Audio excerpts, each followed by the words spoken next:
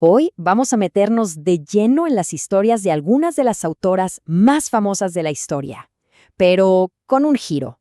Hablamos de mujeres brillantísimas que, para que el mundo las leyera, tuvieron que esconderse, detrás de nombres de hombre. A ver, arranquemos con una pregunta. Pensemos en estos tres gigantes de la literatura. ¿Qué los conecta?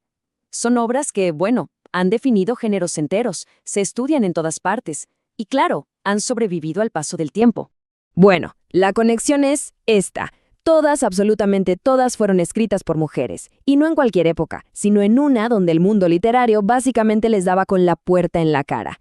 Así que, para poder entrar, para hacerse un lugar, no les quedó de otra que usar el anonimato, o directamente un nombre de hombre.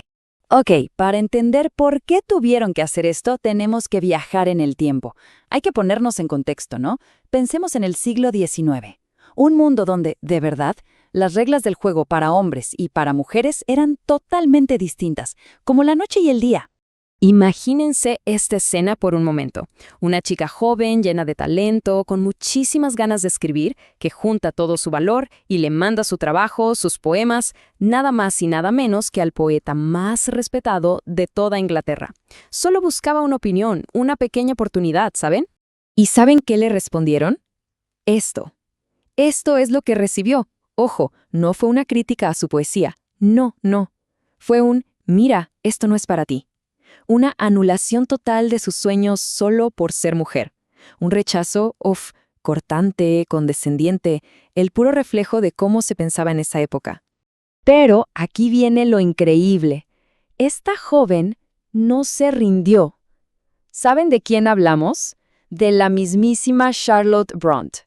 Y esa respuesta, lejos de desanimarla, fue como echarle gasolina al fuego. Se dijo a sí misma, ¿sí? ¿El mundo no me va a escuchar por ser mujer? Bueno, pues entonces me va a escuchar de otra manera. Y ojo, el caso de Charlotte no es único, para nada.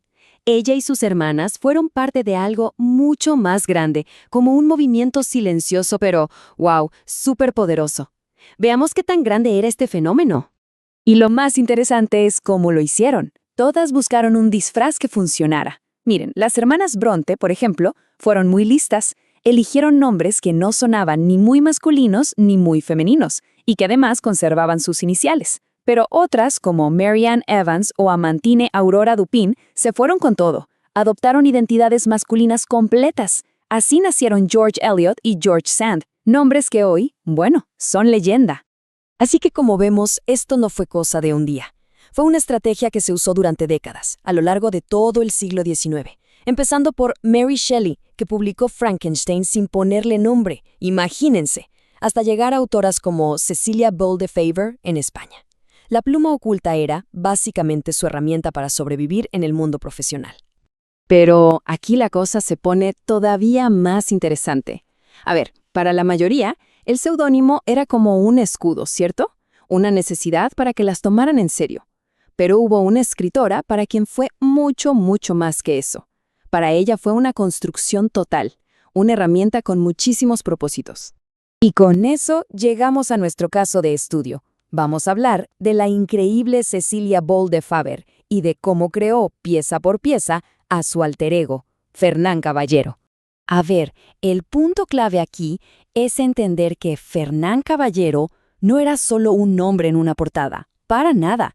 Era casi una persona inventada, lo que hoy llamaríamos una marca personal. Cecilia eligió un nombre que sonaba fuerte, tradicional, muy español y sobre todo muy masculino. Era toda una declaración de principios. Y este nombre le servía para varias cosas. Por un lado, le ayudaba a ocultar que su familia era en parte alemana, algo que no caía muy bien en la España nacionalista de la época. Y por otro lado, y esto es súper importante, le permitía dejar atrás lo que ella misma veía como la debilidad de ser mujer escritora. Quería jugar en la misma cancha que los hombres, de tú a tú, sin que la pusieran en una categoría femenina. Y miren esta frase, que es de una de sus cartas. Es, reveladora. Ella se había creído tanto el cuento de su época, que sentía que, para poder escribir, tenía que hacerse hombre, por lo menos en público. Esta frase nos muestra la presión brutal y todas las contradicciones que vivía por dentro. Pero la estrategia no terminaba ahí. Crear la identidad de Fernán Caballero era solo el primer paso. Para que funcionara, para consolidarse, también se definió por contraste. Vamos a ver cómo se diferenció de otras escritoras famosas de su tiempo. Claro, porque no bastaba con solo ser Fernán Caballero. Para que su marca realmente pegara, se posicionó activamente en contra de sus colegas mujeres. O sea, construyó su identidad no solo por lo que era, sino también por lo que no era, diferenciándose con mucho cuidado de las otras escritoras que triunfaban en ese momento. En concreto, rechazó 3 modelos de ser escritora que estaban de moda. Primero, el modelo de George Sand, la mujer liberada, súper progre. No quería saber nada de eso. Segundo, el modelo del genio romántico, que representaba a la gran Gertrudis Gómez de Avellaneda. Y tercero, el estereotipo de la poeta sentimental, que ella veía en autoras como Carolina Coronado y del que quería huir a toda costa. A ver, para que se entienda bien, ¿qué era eso del genio romántico? Pues era la idea de que el artista es como un pequeño dios, ¿no? Alguien que no copia lo que ve, sino que se inventa mundos nuevos de la nada, usando pura imaginación y emoción a tope. Y justo ahí está su gran jugada, su innovación. En lugar de inventar, Fernán Caballero dijo, no, lo nuestro es observar. El escritor para ella debía ser como un periodista de su tiempo, alguien que recoge las costumbres, las historias, la vida real. Y al hacer esto, sin saberlo quizás, estaba poniendo la primera piedra del realismo literario en España. Entonces, ¿qué nos queda de toda esta estrategia tan audaz? ¿Cuál es el legado? Pues que al final estas mujeres no solo consiguieron que las publicaran, hicieron mucho más que eso, cambiaron las reglas del juego para siempre. Hay que verlo así. El nombre de hombre no fue una rendición, fue una táctica. Fue la llave maestra para abrir una puerta que tenían cerrada con candado. Y una vez que estuvieron adentro, vaya que demostraron que su talento no tenía nada que ver ni con su nombre ni con su género. El camino que ellas crearon se puede resumir en 3 grandes pasos. El primero, la supervivencia, usar el seudónimo para poder entrar al juego. El segundo, el éxito, un éxito brutal con sus obras que demostró su valor. Y el tercero, la consagración. Su genialidad fue tan, pero tan evidente que hoy las recordamos y celebramos con sus nombres reales: Charlotte, Emily, Anne, Marianne y, por supuesto, Cecilia. Y el impacto de esto fue gigantesco, de verdad. No es que solo escribieran novelas increíbles. Es que al demostrar que el talento no sabe de géneros, le hicieron una grieta enorme a todo ese sistema patriarcal.